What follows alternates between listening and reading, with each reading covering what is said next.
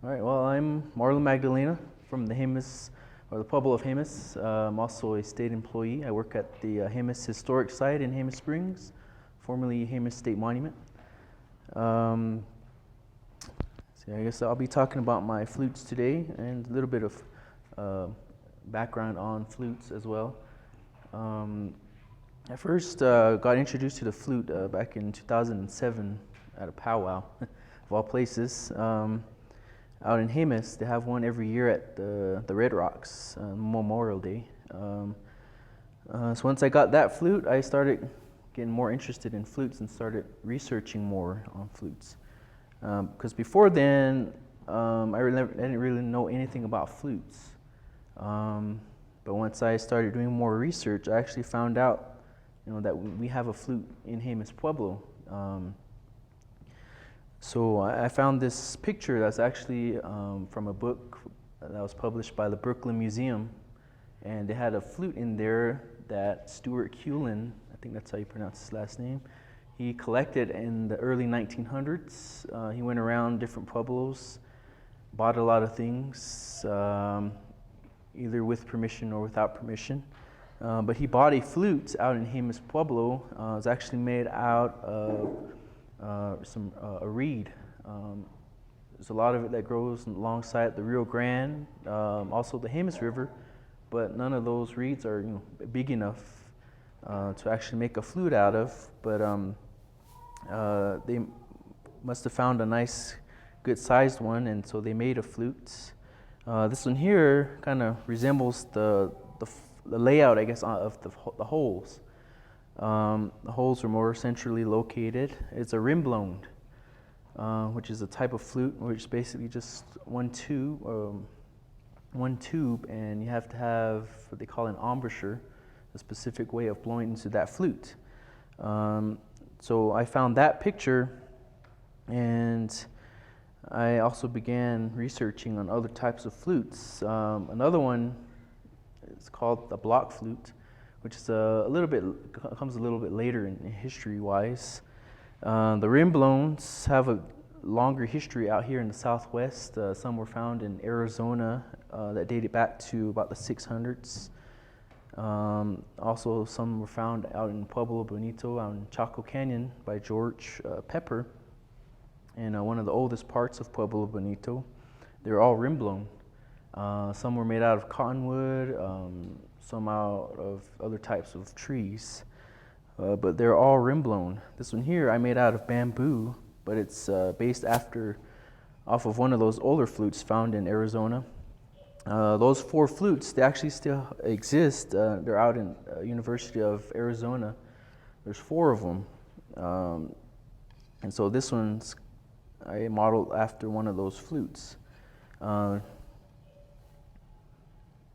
They also found some other flutes throughout history, but like I said, these here have a longer history. But somehow they started evolving, probably moving out towards the east.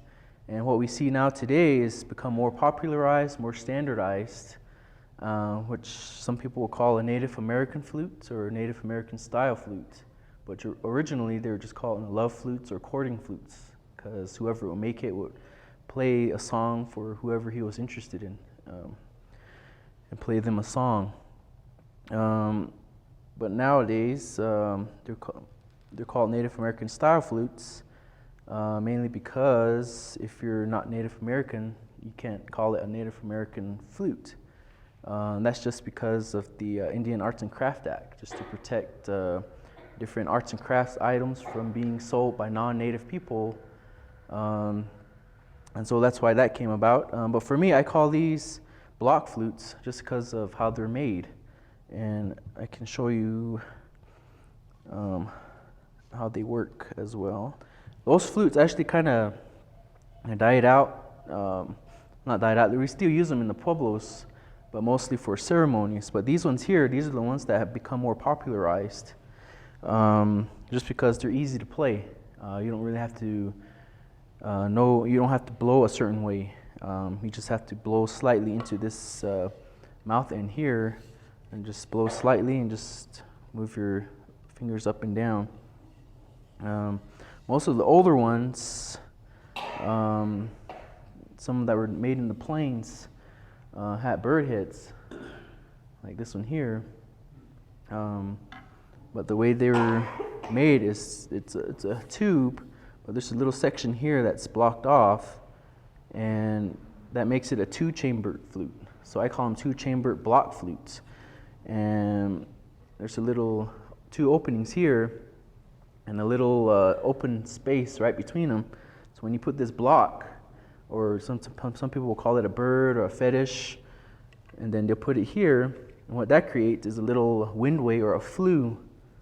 And when you blow, the air comes out there and cuts across this fipple here, or blowing edge.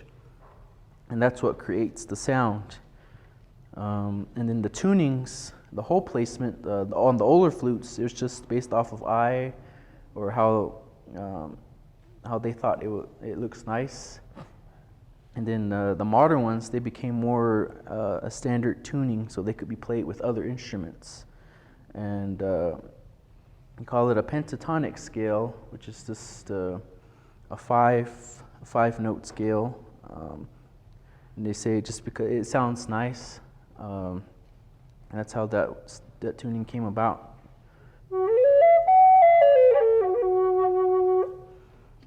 So you could play pretty much anything with just those few notes.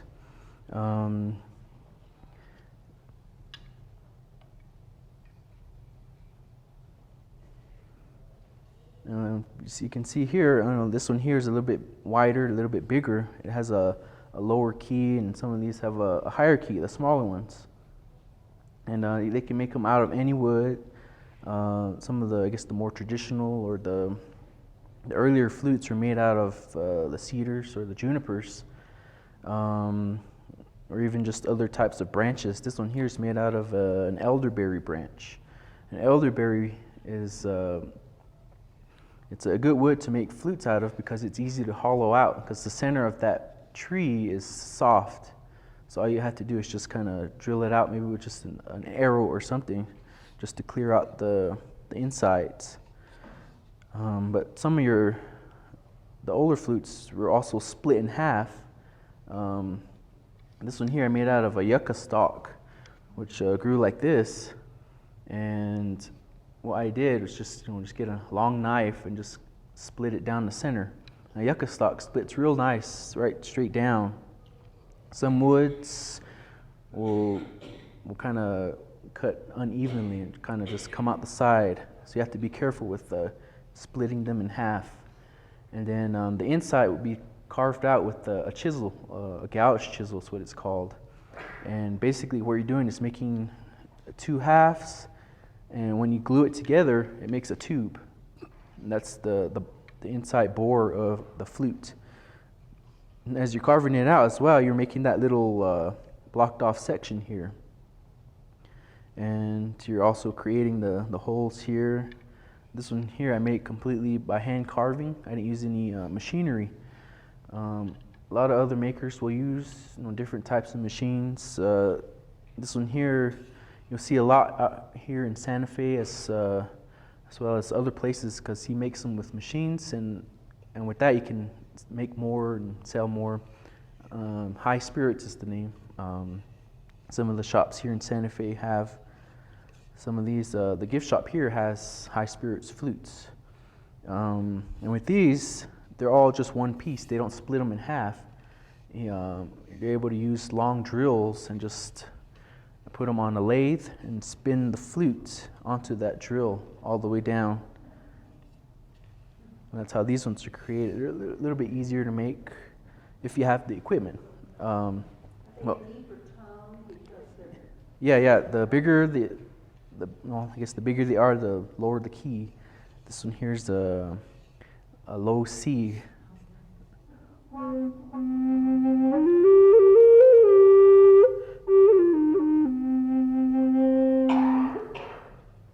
And this one's a little bit lower, it's a low A.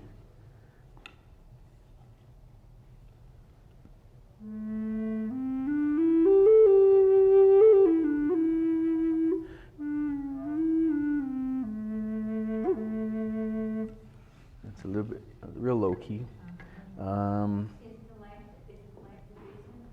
The length and the width of the bore. Some makers will even go to such lengths as having a program, a computer program, to tell them, what length will make this key, what size bore, and all that. But for me, I just make them, to the size of whatever branch I'm using or what wood I have. I like to use branches. The yucca stalk is probably my favorite because it's the easiest to split and it's easy to carve. It's not too hard, and once it's made, it's still pretty sturdy. And with river cane, which is this wood, it's already hollow. You just have to cut out the inside nodes with the drill. And is the scale that you use the same on all of them? Most of the ones I make, just because it's more popular and people like starting with something easy. But like I said earlier, the older flutes, they didn't have any scale. It's just based off what looked good to them. So you'll see a lot of the older flutes have the same size holes and pretty much equal spacing. This one here is kind of like that. As you'll see, they're kind of spaced equally apart. And the guy here, You have to know what the tone is going to be before you hit or drill the first. yeah, so and depending on how big the flute is, how big the bore is, and how long it is, and that's what will determine where to put the holes, the hole placement, and what key as well, if you're tuning it into a certain key. And even if you're not, if it's too long, it won't sound right. And so you have to kind of learn as you go, I guess, just to figure out what works for your flutes. And a lot of the makers, like I said, they'll have standard measurements. For me, I don't have any standard measurements written down anyways. I just go with what I've done and what has worked for me. So that's what I do with my flutes. Some makers, like I said, this one here, it's one of the first flute makers to popularize this type of flute. If you know our Carlos Nakai, he's been playing flutes for a long time, but his flute maker, I think he's out of Montana. His name's Ken Light. He's the one who makes his flutes. And for him, he makes some kind of equidistant and the same hole placement, just because the older flutes, older Lakota style flutes, were made like that. So he's trying to keep it with that tradition. But for these other flutes, other people came just around the same time, probably the 70s. They started standardizing the hole placements of their flutes, just so they could play with other instruments, and that way, people can buy them more. And if people, want a more older style flute, they can ask for it, and they still make them. It's like I said, the older style flutes. This one here is made by Ira Funmaker. He also has flutes out in the gift shop here.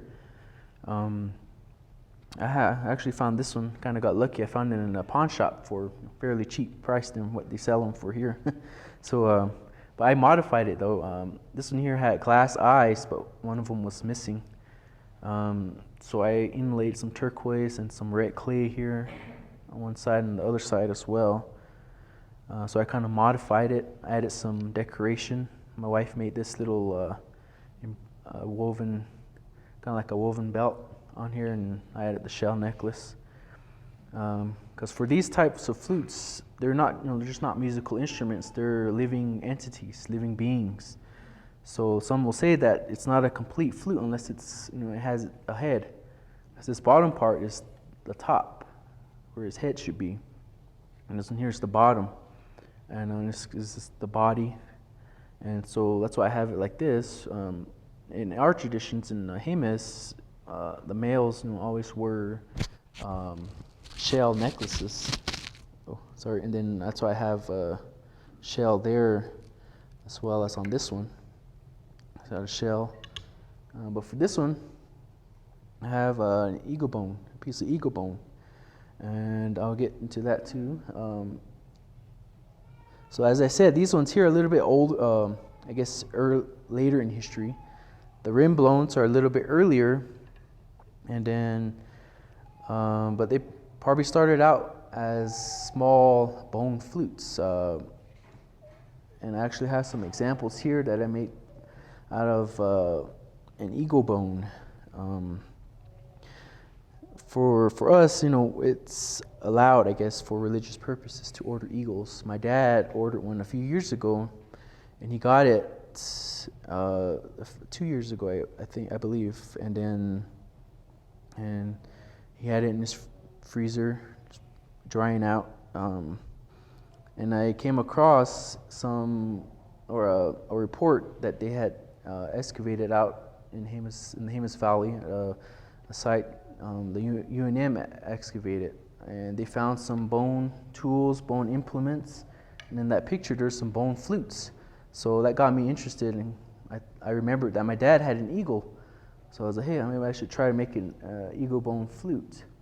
And so the eagle he got it from Denver, the National Eagle Repository, I believe it's called, and it was fairly good size, immature bald eagle. So I just cut out the bones from the wings, the ulna is what they're called. This one here is probably the closest to the original size, a little bit longer. The original flutes that they had found out in Jemez, they're hollow, but on the inside, how they're originally made is that there's a pine pitch plug. This one here, I made my own pine pitch out of pinon pine sap, and I mixed it with some charcoal, so you kind of just boil it together so it becomes hard. If you put too much sap in there, it'll be too brittle, and if you don't put enough in there, it won't be as hard. So you have to find that balance to make a good glue. And so once you make it, roll it up into a ball and kind of just drop it in here and kind of heat this up. Maybe the candle, a lighter, they probably just used the fire back then. But you got to keep it moving. If you just keep it in one spot, it'll crack and make the bone brittle. I found that out with some turkey bones that I was trying to make one out of. It just got too hot, and the opening here was just too brittle. This one here worked out just fine. This one here is also from the same eagle. One's the right, I don't know which one's the right side or one's the left, but they're from the same eagle. This one's a little bit higher pitch. This is smaller.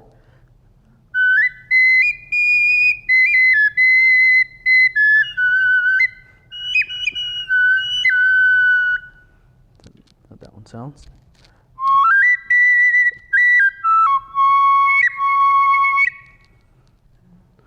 So those two sound like. I could probably pass this one around for you.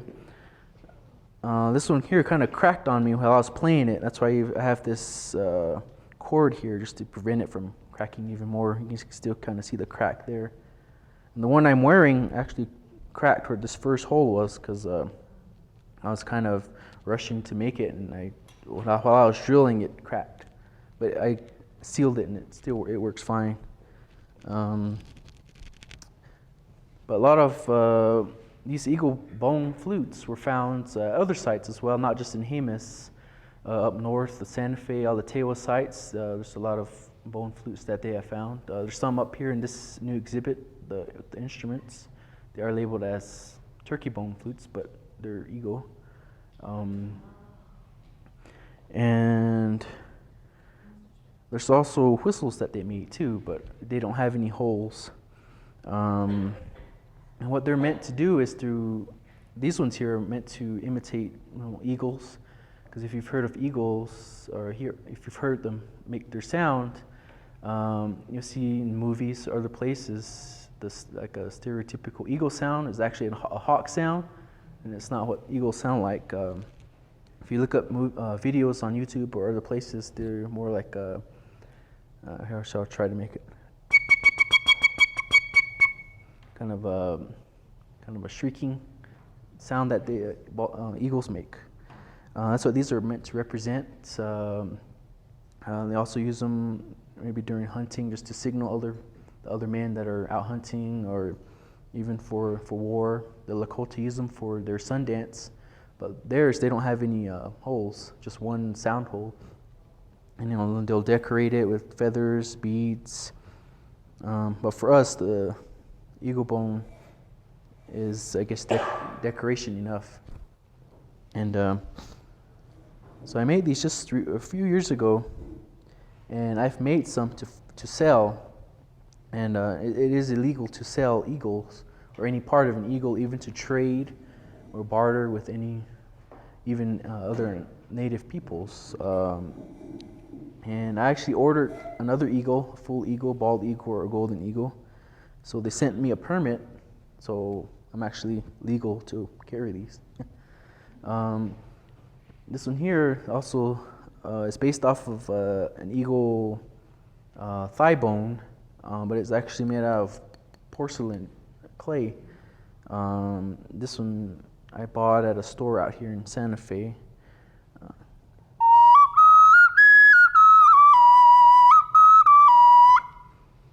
So it's just another example of how some people have tried to make flutes like this for sale. I do make them out of copper and turkey bone. I found a taxidermist out east or in the Midwest that sells different parts of different animals. Turkey bone, it's legal to sell, so I make them out of the ulna. A turkey ulna bone is probably the size of that little one over there, full size, but they're a little bit wider. And I also use the tibiotarsus, which is the drumstick, the leg bone. Those are about this size, this length, so they're a good bone to use to make a replica out of these. And so if you've checked my website, I've got pictures of those, as well as this one and the other one there, as well as this one here. And to get a little bit more into the rim blows, and probably after they make these bone flutes, they started making a little bit bigger flutes. This one here, like I said, is based off of one of those older flutes, and it's rim blown. And you have to have a certain embouchure. You have to kind of pucker your lips and blow, kind of like a silver flute today. It's the only side blown flute that I have. You have to play it to the side.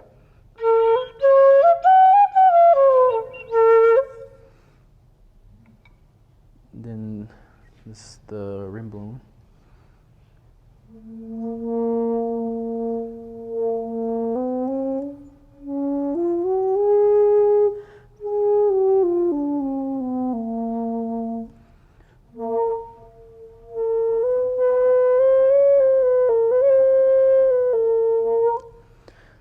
So these are a little bit lower key just because of the length.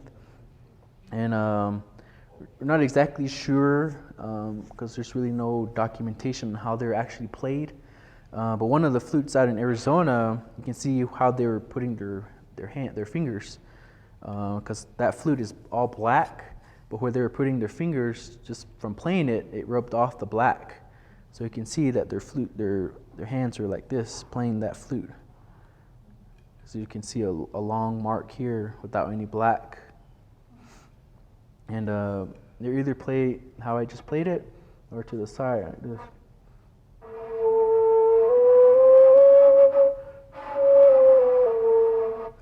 That way I haven't been able to play as well as the other way, but they're playable both ways. And here's another one. It's a little bit smaller piece of bamboo, but I have a little notch here. Some modern makers, contemporary makers, actually make these types of flutes as well, but they like to make little notches just to make it easier for other people to play or to get started in playing this type of flute. Because with just a flat blowing edge here, it's a little bit tougher to learn. And then this one here, it's got a little notch. It makes it a little bit easier to play.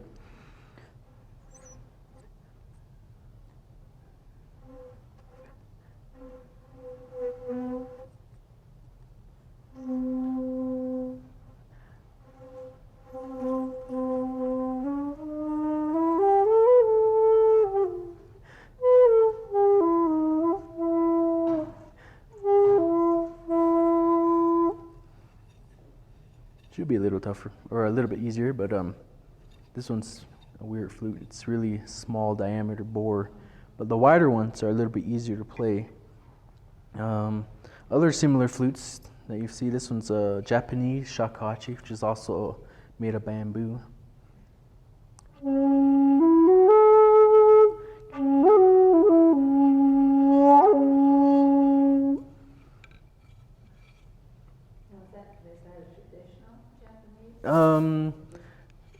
Japanese flutes are a little bit different. There's some makers that are really, I don't know how you would say, really traditional, I guess. They have certain ways of making their flutes, and if they see another shakuhachi that's different than theirs, they'll say that's not a shakuhachi.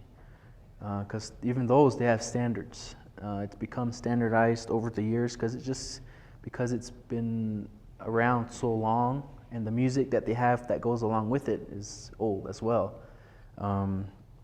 This one here, it's not traditional just because it's smooth all the way down here. There are, I guess, some monks that play the flutes that aren't really standardized. They have some standard songs, but the real standard shakuhachis have a certain length and certain look, and are really expensive, to the thousands of dollars for just one of those. But these here, a few of these I made myself, bamboo. This one's actually PVC.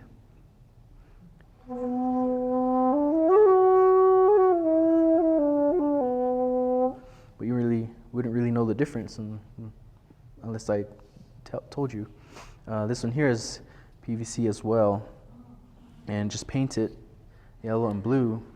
There's a picture out, I don't know if it's still there, at the Indian Pueblo Cultural Center downstairs, of a Jemez flute player that a Jemez painter made, and he's using a flute that's got these colors, and he's playing it kind of down like this, and he's got his outfit. He's got a dance kilt, a Pueblo, how do you call it, cotton shirt. That's originally how the flute player would dress during that. We used to have a flute dance. The last time they played it, or they did that dance, was in the 50s. So that's kind of the reason why I never knew that we had flutes. The only time I've heard one is actually when we've had a ceremony out in one of our kivas, and as the dances were starting, a flute was playing while the dancers were coming in. And I'm slowly learning more about that type of flute, but because of our secretive nature, our secretive way of doing things, that I can't really share more about our type of flutes, and just that it's made out of the reeds that we can find locally. And certain societies within our community will have their own flute, but even that, it's I believe it's one of these block flutes. The older type, I think, has kind of died off, just because it's hard to play and probably hard to teach people. And if there's not a lot of you that knows about that flute, then there's not a lot of people to teach about it. So that's why I think it's slowly going away. But I found out about it, and so maybe I can keep it from dying out. Let's see. And you still passing around that eagle bone flute? Oh, it's right here? Okay. Get it back. Thank you.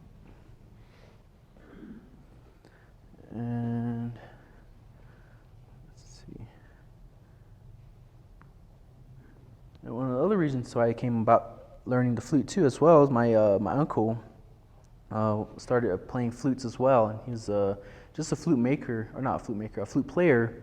His name was Jimmy Shendo. I don't know if any of you have heard of him. He died in 2010, I believe, 2009. Just as I was getting to know him, he had just put out a CD as well, flute playing some of his songs. I was going to play one of those for you. And I made him some flutes too as well. One I had made out of Douglas fir, which is a real nice wood. And let's see, I'll play called this one his Jemez Warrior Honor Song. He would play it after raising the flag at different events. I played it recently at the open air market in October.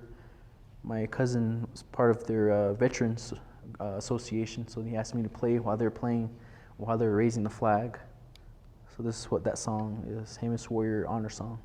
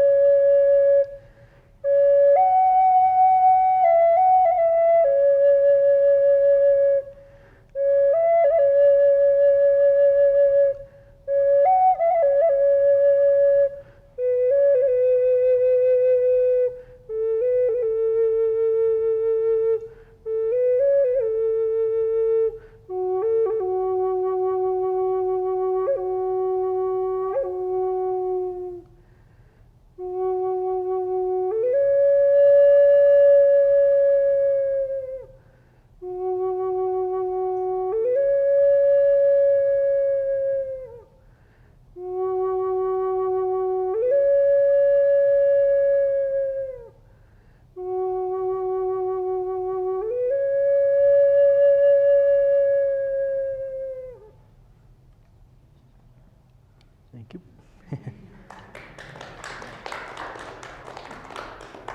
That song he made in honor of all the Jemez veterans that have gone out to war and come home safe, and to the other ones that didn't.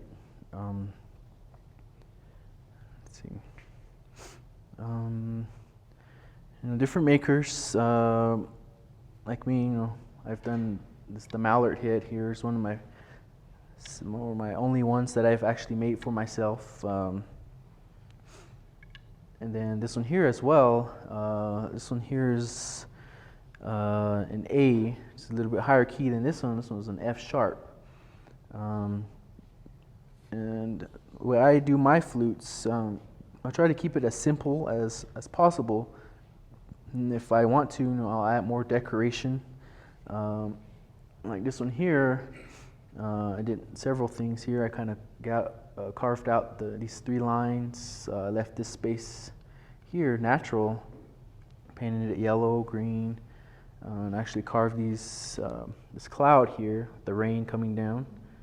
And these are actually functional. They're tuning holes. So before I put any holes down, I wanted it a certain key. And so if you wanted a certain key without actually cutting it, you can make tuning holes, which will actually shorten the flute without actually cutting it off. This one here, I have some more tuning holes here. These ones act as eyes. Other flute makers will just use what they call the 4 direction holes, which are there's 4 of them all the way around the flute. And this maker here, his name's Dana Ross. He has a little bluebird here coming out the end, as well as up here on the block. And to personalize it, like I said earlier, I like to personalize the flutes that I didn't make. I put a little piece of abalone here, just a piece of shell. Like I said earlier, for us, we wear shells in our dancing, in our ceremonies. How does the tuning hole work? Cover it up with something? No, we just keep it open like that. With this one here, there's no opening on the bottom because of the bird. Because if it wasn't there, it would sound weird.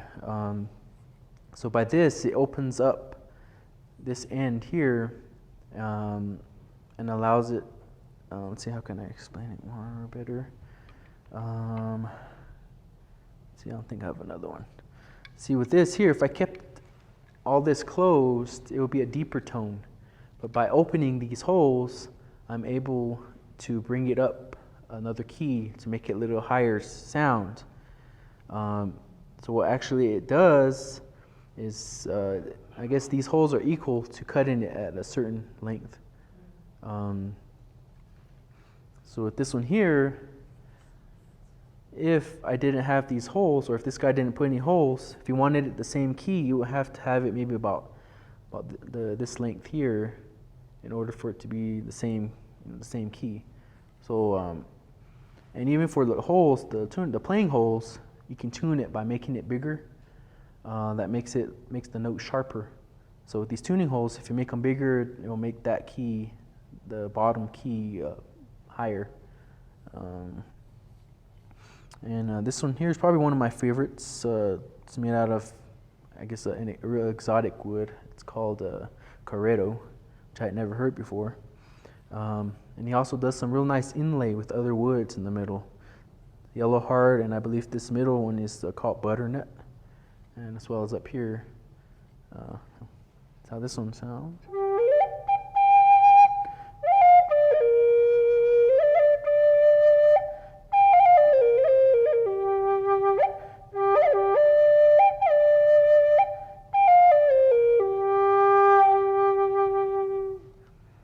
That's how that one sounds. And the same maker actually makes simpler ones too. It's the same maker. This one's made out of eastern hemlock. Got some nice turquoise inlay there. And it's a little bit higher key. It's an A sharp.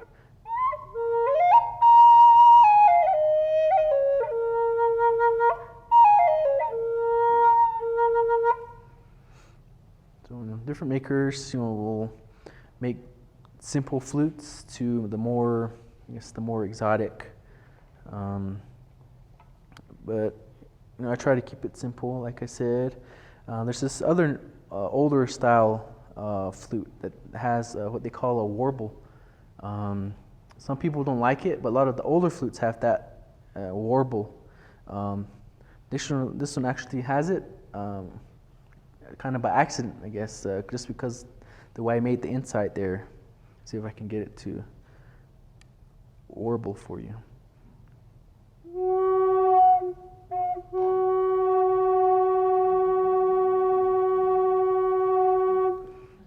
You can hear that little difference.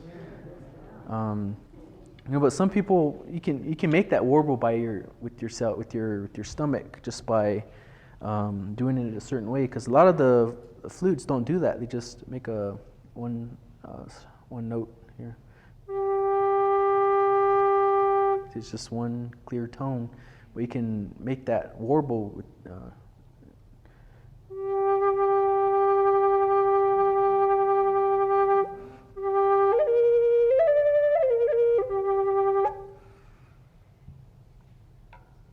So it's a neat attribute for some flutes. One of my friends, he's from North Dakota. It's I think Rosebud, or one of the reservations out there, but he also made flutes. But the way he was taught is that they're supposed to mimic elks. And he was the one who told me that, they're not flutes unless they have the heads. And there's certain names in Lakota for the different parts, which I still need to learn. But for all his flutes, there's only five holes, because he based it off of an old flute that he was given.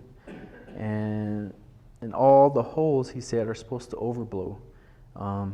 And that just means, I can show you. So without moving anything, it'll go to the next higher key, higher note. So he said that all notes are supposed to do that just because elks have a real high pitch mating call, I guess.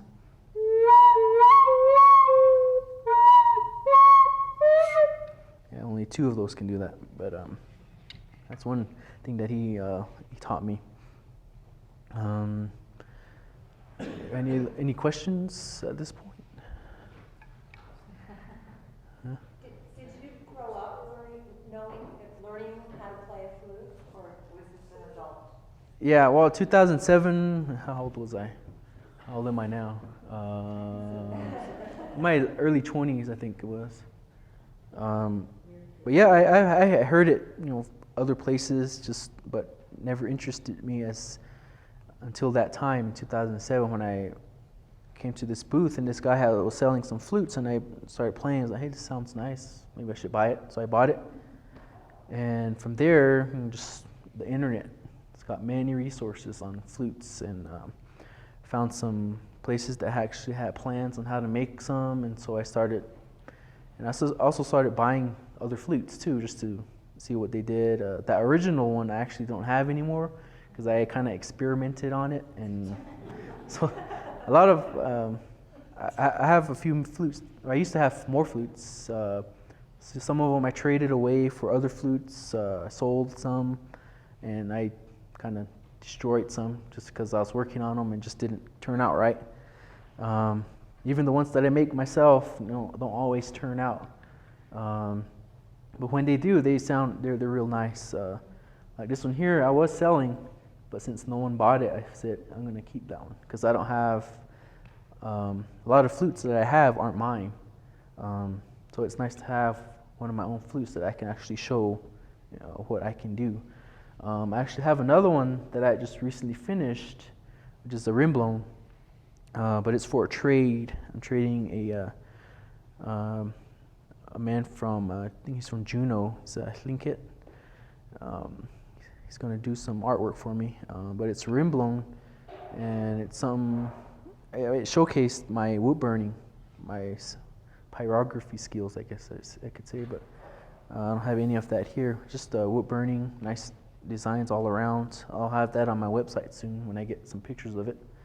But you're free to take some cards. I have plenty of pictures on my websites of the flutes that I've made. It depends. Like these small ones here, River Cane doesn't take very long just because it's already hollow and it's small. Probably up from a week to a few months, just depending on orders. Just because you have to gouge it out, carve it, and if it's going to have more detail on it, it'll take longer. If I'm going to paint it, or if I'm going to do any other designs. Or even inlay, because I can do inlay. I have some inlay crushed turquoise up in here with some red clay. It may take a few months, depending on how many orders I have too. I also like to use fetishes, Zuni fetishes. There's a little coyote up on top of this one, and that's how I personalized this one. But this one here is probably one of my favorites too, just because of the key. It's made out of cherry. And let's see what else. This one's bamboo. It's pretty nice.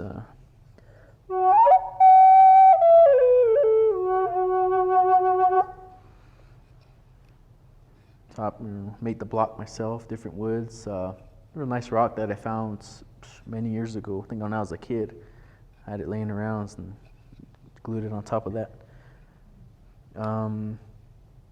Some of the more exotic woods, this yellow heart, or the denser woods, will have a different tone as well as some of the lighter ones. It's a real nice dense wood.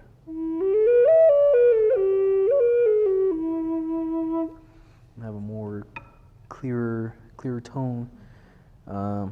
This one's real light. It's more of a softer wood. I played this one earlier. It vibrates nice. It feels nice in the hands. But yeah, this is most of my flutes that I had. I tried to bring all of them. Many makers represented here, most out of the east side of the United States. Let's see, there's some from Mississippi here, Georgia. High Spirits. Well, I think he's in Arizona. But if you have any more questions, just come up. Feel free. Take a look at the flutes. I even have South American cana, which is a rim-blown flute as well.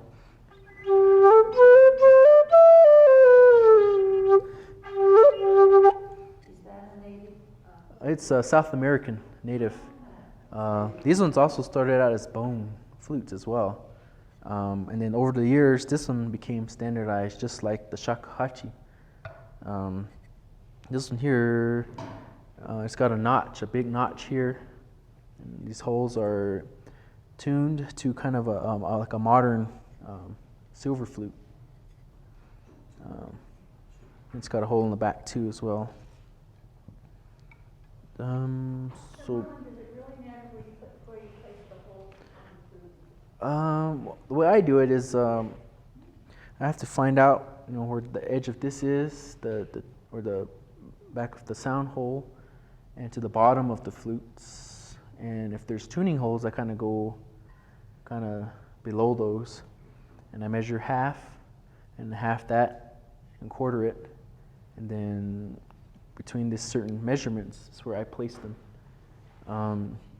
Or if I'm gonna replicate a flute from a museum, just take that flute, maybe print it out, make a copy of it, and then kind of just measure it out and where the holes are, and that's how it will place it on the flute. Because if probably back then, they would have their flutes that they had made, and if somebody wanted to make another one, they would say, can I borrow it? And you put it up against your other flute, and then they would draw lines across or something and place. And that's where the holes will be. That's why, if you look at these older rim blowns, they all kind of look the same and kind of have the same hole placement. And that's probably just because of that, because they placed it together, put them across. Because if it worked for them, they'll probably won't change it much. And if you go to Pueblo Bonito, the ones they found there are a little bit different. They only have 4 holes. That's what these ones are based off of. And I actually make a replica of one of those flutes that they found in there that was actually painted with different colors, similar to this. Which one? The 4 holes?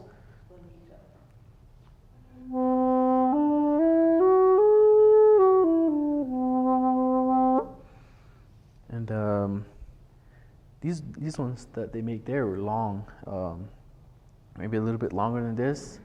And I believe they're more closely related to these ones, the ones that we use now in some pueblos, the more centrally placed holes. Just because some of the ones that they found there in Pueblo Bonito, they were broken. And so the bottom or the actual lengths weren't really known. And in that older part that they found those flutes, they also found thousands of turquoise beads and thousands of other stuff. Can you play more than 4 notes on it? Yeah, you could. Like I said, we don't know how they were played back then. They may have just played those 4 holes.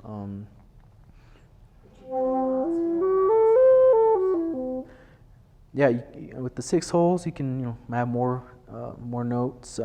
But even with 4 holes, you can we do cross fingerings. Close one here, leave these top ones open or do what, you can go to the next octave, which is just overblowing this note here.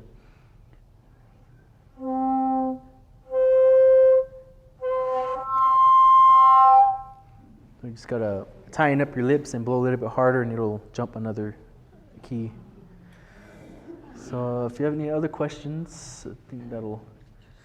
I've actually tried to play some of those flutes sometimes, and I either don't get all Yeah. those holes covered up. Yeah, quite right. yeah, that's one of the first things is you have to have those holes covered, otherwise it'll squeak. It does. Yeah, yeah, yeah. But once you get the hang of it, it's pretty easy. You'll definitely need a few days practice. Yeah. So next time we meet, I'll play a song for you. Oh, good.